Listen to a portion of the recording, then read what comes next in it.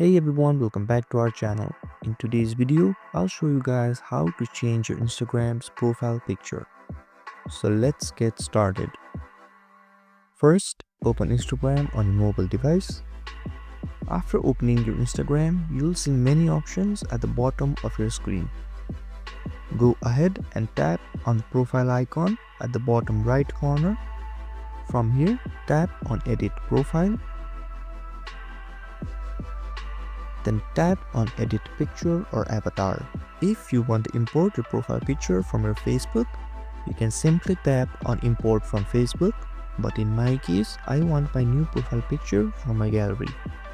So I'll simply go ahead and tap on New Profile Picture. Then, after selecting my new profile picture, I can simply zoom in and zoom out to edit. After you're done, I can simply tap on Next. Then after a few moments, Instagram will update your new profile picture. If this video was helpful, don't forget to like, share and subscribe, and comment down below if there is anything else I can help you guys with. Thank you so much, and I'll see you guys next time.